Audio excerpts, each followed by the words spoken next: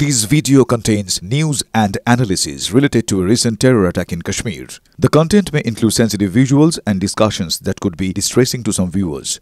Viewer discretion is advised. We strongly condemn all forms of violence and terrorism.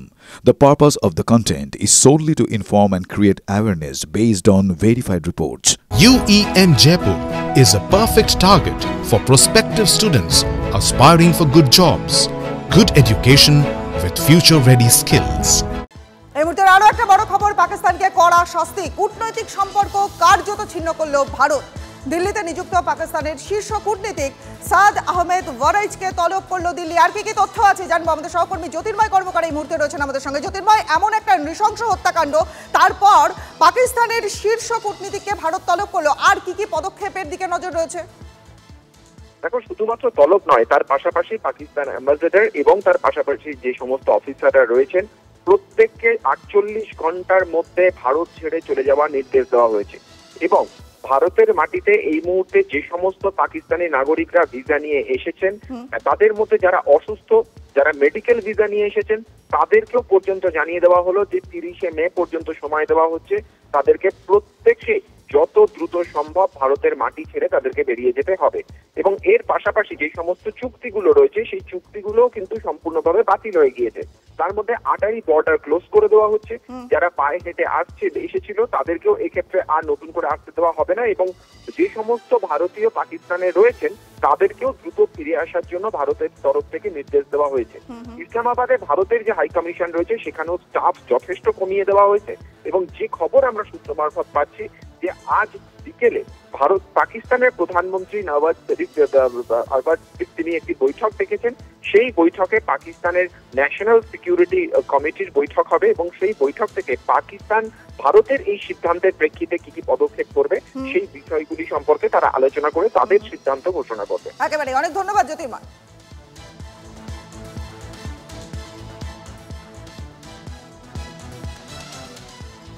কথা বলছিলাম আমাদের সহকর্মী জ্যোতির্ময় কর্মকারের সঙ্গে, এবং বুঝতেই পারলেন যে 48 ঘন্টার যে আলটিমেটাম সেটা কিন্তু ভারত বেঁধে দিয়েছে।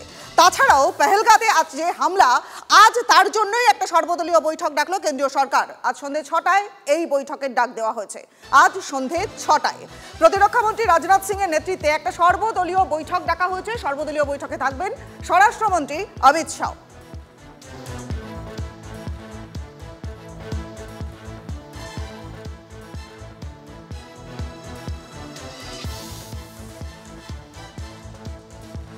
আর এই পরিস্থিতিতে পাকিস্তানের কি অবস্থা? ভারতের এই যে কূটনৈতিক স্ট্রাইক, সেই কূটনৈতিক স্ট্রাইকে একেবারে দিশেহারা পাকিস্তান। সীমান্ত বন্ধ, পাক নাগরিকদের ভিসা বাতিল, ঘোর বিপাকে পড়ল এবার ইসলামাবাদ। দ্রুত জাতীয় নিরাপত্তা কমিটির বৈঠক ডাকলো পাকিস্তান। আজ জরুরি বৈঠকে পাক প্রধানমন্ত্রী শাহবাজ শরীফ। ভারতের কূটনৈতিক স্ট্রাইকের মোকাবেলার পথ খুঁজতেই এই বৈঠক। ঘর বাঁচাতে কোন পথ নেওয়া হবে তা ঠিক করতে বৈঠকে বসছে পাকিস্তানের জাতীয় নিরাপত্তা কমিটি।